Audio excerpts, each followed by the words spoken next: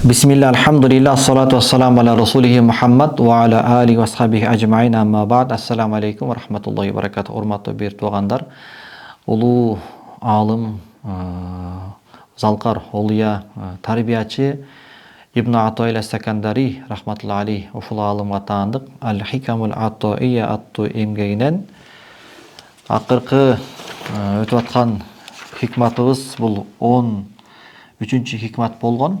Мухаммад Саид Рамазан Бутуйдун шархы менен кыскасы ошол дүйнөнү сүйүш боюнча маселе кандай болуш керек? Мисалы, баарыбыз эле дүйнөнү сүйөбүз. Ким эле дүйнөнү жакшы көрбөйт, Ким эле акчаны, ким эле мал байлыкты, ким эле кооз табиятты, деңизди, табият койнун, жыргалчылык, комфортту ким эле сүйбөйт, ким эле жакшы көрбөйт. Бирок шариатта дүйнөнү сүйбөгүлө, жүрөккө киргизбейле деген сөз айтылып атат. Бирок как-то кандай экөөнү айкалыштырабыз дегендей бир суроо жаралышы мүмкүн. Ошого жооп иретинде кеткен хикматтын этегине келип калдык. Шексиз чындыгында инсан ар бир акыбалда мал байлыкты, дүйнөнүн жыргалчылыктарын бардык ассортименттери менен сүйүүгө табиятташтырылган, Аллах тараптан табиятына коюлган. Бирок ошол инсан качан ошол дүйнөнүн бардык жыргалчылыктарын ага тартуулап жаткан зат, аны ага бекер тартуулап берип жаткан, айкөлдүк кылган зат Аллах экендигин жана ошол дүйнөнүн жыргалчылыгын татуу лаззатын да ага таттырып жаткан Аллах экендигин билгенде, анда зары болот мындай учурда анын жүрөгүндөгү махабат Алла Таалага жүздөнүүгө. Анткени себеби жүрөк ким ага жакшылык кылса, аны сүйүп калууга табиятташтырылган экен да. Кайсыл адамдын жүрөгүнө жакшылык кыла берсең, ошол адам жүрөгү менен ошол жакшылык кылган затты жакшы көрүп калат экен. Демек сен дүйнөнү жакшы көрөм деп атасың, ошол дүйнөнү сага берип аткан Аллах экендигин, ошол дүйнөнүн лаззатын таттырып аткан Аллах экендигин билгениң соң, демек сен Алла Тааланы жакшы көрүп калышың керек дейт. Демек бул сезимге жеткен адам ал билди, бул ааламда чыныгы жакшылык кылуучу бул бир тек гана Аллах экендигин. Ал эми бул дүйнөдөгү жыргалчылыктар, себептер, ортомчулуктар көзү менен көрүп жаткан бул Алла Тааланын падышачылыгын алдындагы аскерлер жана кызматчылар экендигин билди. Мындай болгон соң Аллага болгон сүйүүдө анын сүйүүсүн талашкан шериктерге ким сүйүүсүн берип коёт дейт.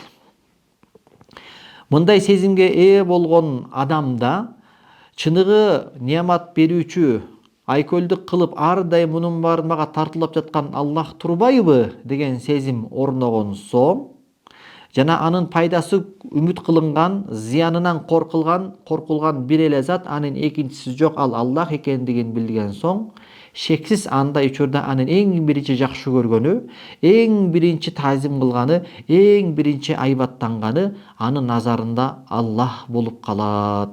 Соң анан дүйнөнүн башка жыргалчылыктарына экинчи, үчүнчү, төртүнчү орунда карай баштайт дейт.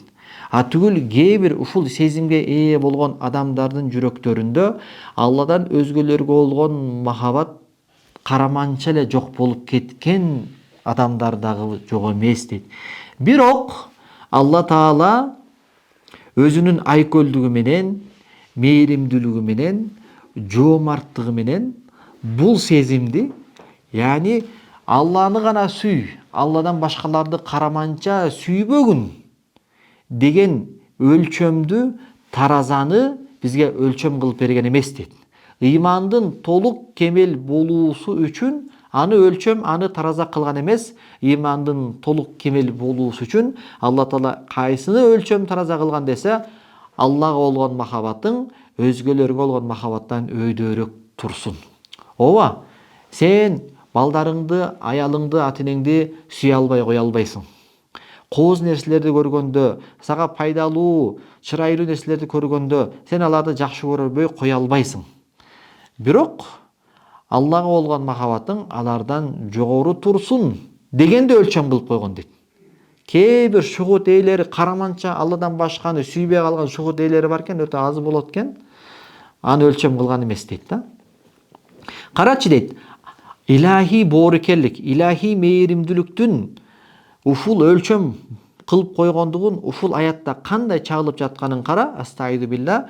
Ва минан наси ма яттахизу мин дуниллахи андада юхиббунахум ка хуббилла валлазина амана ашадду хуббан лилlah. Бутпарастар айтылат. Ошол адамдардын арасынан ошол бутпарастар алар Алланы таштап, Алладан өзгөлөрдү, яни өздөрүнүн колдору менен жасап алган жанакы бутталарын сүйүшөт. Алланы сүйө тургандай сүйүү менен сүйүшөт дейт. Яни Кудайга таазим кыла тургандай таазим менен, Кудайдан айбат кыла тургандай, Кудайга махабат кыла тургандай махабат менен, Кудайлык даражага жеткирип сүйүшөт, өздөрүнүн колдору менен жасап алган бут сөлөкөттөрүн дейт. Валлазина аману ашадду хуббан лилlah. Ал эми ыймандуулар болсо, алардын Аллага болгон махабаты бардыгынан күчтүүрөөк дейт. Бардыгынан күчтүүрөөк. Яни Аллахтын махабаты дегенде, Алланын буйругуна бир нерсе каршы келсе, жакшы көрсө дагы